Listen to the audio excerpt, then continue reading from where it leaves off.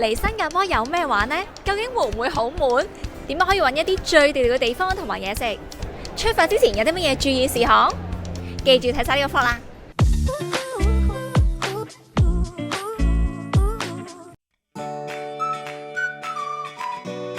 而家我哋去緊邊度啊？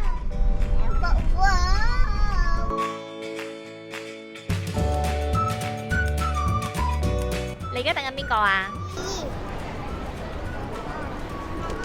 ？Hello， 今日超興奮、超開心，就係因為咧，我終於可以迎接到屋企人咧嚟新加坡度旅行啦！我搬咗嚟呢邊咧2年幾嘅時間啦，咁今次咧終於媽咪同埋妹妹咧就可以係搭飛機咧過嚟同我哋呢邊咧真係真切咁樣可以體驗下呢度嘅生活啦，同埋作為一個旅客啦，而係有一個當地人去做一個導遊嘅話咧，究竟有啲咩驚喜可以帶到俾佢哋呢？講翻啦，而家嚟新加坡旅行咧好簡單，係冇晒任何嘅 COVID 一啲嘅措施噶啦，主要咧就係網上面填翻一張 arrival 卡咧就得噶啦，1-2分鐘就搞掂。而家咧好心急，我等緊屋企人出嚟嘅。新加坡咧其實你係嚟4至到5日玩咧都足夠嘅，呢個天氣咧係全年都係夏天，咁所以咧嚟嘅時候只要係着短衫、短褲、涼鞋、一啲嘅運動衫咁樣嘅衣着咧就係最適合噶啦，最好咧就係快乾嘅添。同埋因為咧佢係成日都會落雨㗎，所以記住就係帶埋把遮，曬嘅時候咧就遮太陽啦，落雨嘅時候咧都係有得用啊嘛。今次我媽咪同埋妹妹咧就係住我屋企啦，咁如果你哋係嚟到呢度玩嘅話咧，喺揀酒店方面咧就可以睇翻個地點。我自己建議咧就係可以揀市中心一啲，因為你周圍去玩咧都可以慳翻一啲嘅時間啊，同埋都會方便好多。譬如係 Bugis、Orchard 或者係 Clarke Quay 呢一啲嘅 City Centre。如果你有 budget 嘅 concern 嘅話咧，可以考慮下 Chinatown 或者係 Little India。咁嗰度咧都可以揾到啲好平嘅住宿啦，同埋平靚正嘅地道美食。交通方面咧，呢度嘅 MRT 同埋巴士咧都好方便，可以係買翻呢度嘅 EasyLink 卡，好似八達通咁樣。或者嫌麻煩嘅話咧，用自己 credit 卡都得。如果你嚟嘅時候真係會去好多唔同嘅地方嘅話咧，咁你可以考慮下咧，就買佢 Singapore Tourist Pass， 可以係揀1日、2日或者係3日嘅。當然你都可以係坐的士，或者咧就係用 Grab， 即係好似 Uber 咁樣，咁都好方便，就使用 credit 卡俾錢。基本上咧，因為新加坡唔係好大啦，咁佢好多景點咧都係好近㗎，所以可能有一啲咧你直情可以係行過去就得咯。關於新加坡一啲特別要留嘅地方，呢度咧係有唔同嘅法例要遵守啦。譬如作為遊客咧，記住真係唔好衝紅燈過馬路啦。好多地方咧都係唔可以食煙嘅，絕對唔可以亂抌垃圾嘅，唔可以帶榴蓮係上公共交通工具。行人企嘅時候，譬如好似喺 lift 上面，就係要靠左企，記住就唔好 block 住條路啦。另外一啲嘅 general information， 新加坡係一個非常之安全嘅地方。但係呢度咧，始終都係人來人往，亦都有唔同嘅遊客啦。咁所以咧，記住都係要保管好自己財物嘅。如果有任何一啲嘅 emergency 嘅需要咧，你係要打電話嘅話咧，就打999。呢度周圍啦，無論係商場啦、地鐵站啦，都係好多啲公共廁所嘅。有需要嘅話就可以使用翻。呢個插頭咧係3腳插嘅，就同香港一樣啦。有需要嘅話咧，你就用翻一個嘅轉插器啦。呢度嘅 currency 係新加坡幣。唱線方面可以係喺機場裏面啦。如果你話想個 currency rate 好啲嘅話咧，我自己咧就會去 Chinatown 或者係 Raffles Place 出邊嘅 The Arcade 嗰度可以搶。SIM 卡你可以喺機場嗰度買都得，或者係出到去市區咧 7-Eleven 咧都會有嘅。嚟到買 SIM 卡咧，可以係揀譬如係 M1， 咁就呢啲唔同嘅 plan， 或者係 Singtel 都有嘅，視乎翻你係 stay 幾多日啦。最緊要嘅 app， 我自己覺得如果淨係可以俾我 download 一個 app 嘅話咧，我就會 download Google Map。咁咧就係可以睇晒好多唔同嘅點與點之間係點樣係去啦，或者係揀食物方面 ，Google 嘅 review 咧就係有好多一啲嘅評分啊，可以俾你參考翻嘅。好想留意天氣嘅話咧，就可以 download 定佢 weather 嗰個嘅 app， 咁就盡量做好準備。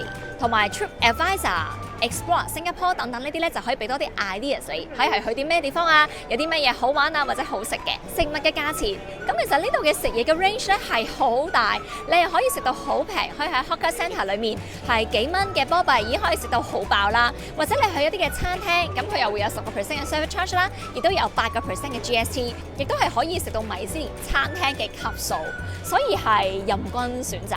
留意下啦，喺 Hawker Centre 裏面咧，我哋咧就會向一啲最唔值錢嘅個人物品，譬如好似遮啊、tissue 咁樣，咁就會去霸位。呢度係本地一個不明文又幾得意又幾 work 嘅一個嘅 practice。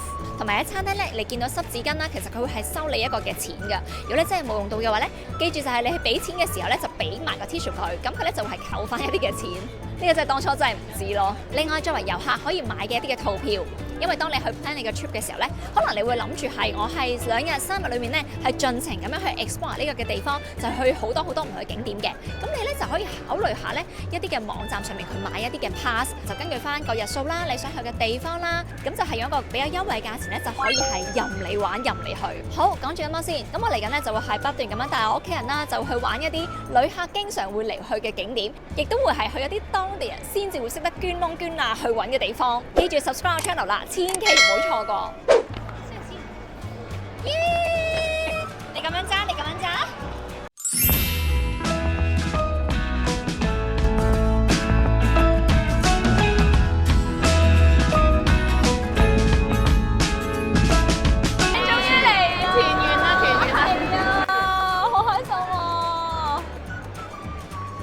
講住食嘢，我覺得咧一齊喺個 Jewel 度咧，感覺好唔真實啊！係啊，即係好似琴日都仲係同你 WhatsApp 緊，但係今日就已經係喺你隔離咁樣咯。我哋上次咧一齊嚟旅行嘅時候咧，其實係大約10年之前咁樣咯。係啊，係啊，有啊，差唔多。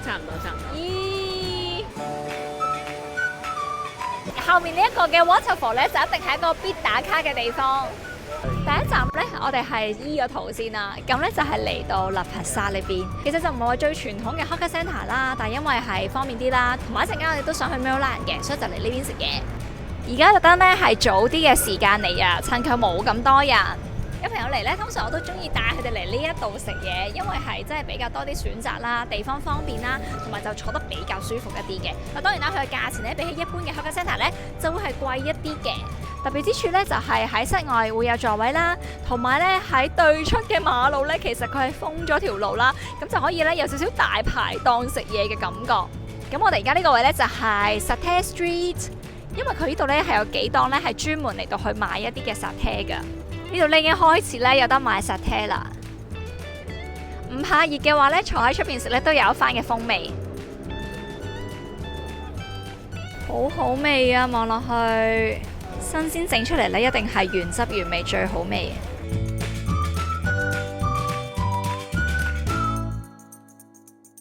嗌咗呢間海南雞飯啊 ，OK， 可以揀呢蒸或者係燒雞㗎。喺呢度嗌嘢食咧，其實都幾眼花繚亂㗎。如果你話新加坡最出名嘅 Hawker Centre 食物咧，喺呢度咧係冇嘅，不過佢又真係勝在係個地點方便咯。嗌咗啲海南雞飯。所以咧，其實遊客咧通常第一次嚟新加坡，有啲乜嘢嘅問題，或者你覺得係要揾嘅資料㗎？我諗係一啲法例啊，或者一啲規矩啊，即係我諗去 travel 最主要就係要知道呢一樣嘢咯。如果唔係，好容易會觸犯法例，或者可能會即係俾人哋秒啊咁樣㗎嘛。例如就係喺香港慣咗扶手電梯係靠右邊，左邊係行㗎嘛，但喺度就係左邊係企，右邊係行咯。呢個係福建炒麵，有少少似濕炒咁樣咯。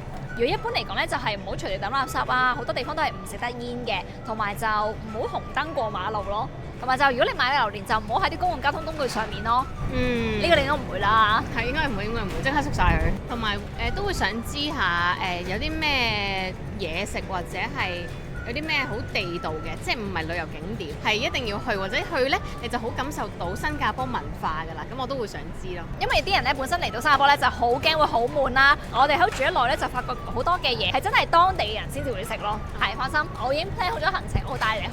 如果你食得辣醬嘅話，你就可以加啲咯。哇！我哋嘅 satay 嚟啦，食 satay 咧呢個醬先至係精髓啊！聽食住先啦。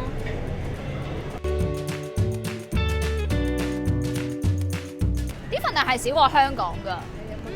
好味啊！呢個麵炒麵，撈辣醬係勁開胃咯。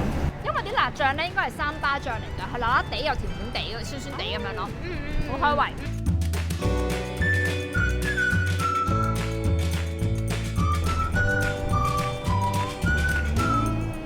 如果成個 Hawker Centre 最 recommend 咧，Satay Street 嗰度咯。哦。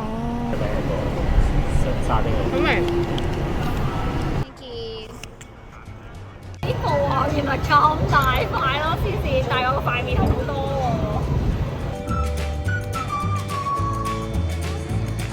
呢間印度嘢咧真係要幫襯咯。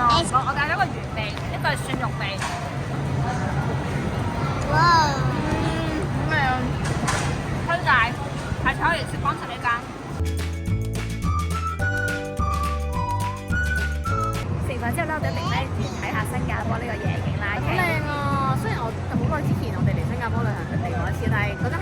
未試過夜晚寧願啦，夜晚係別有番風味嘅咯。如果你有任何美食或者地方嘅推介，歡迎喺下面留言話俾我哋知。記住 subscribe channel 啦，咁我哋就會係分享多啲我哋呢2個星期會喺度玩啦、食嘅嘢啦，千祈唔好錯過。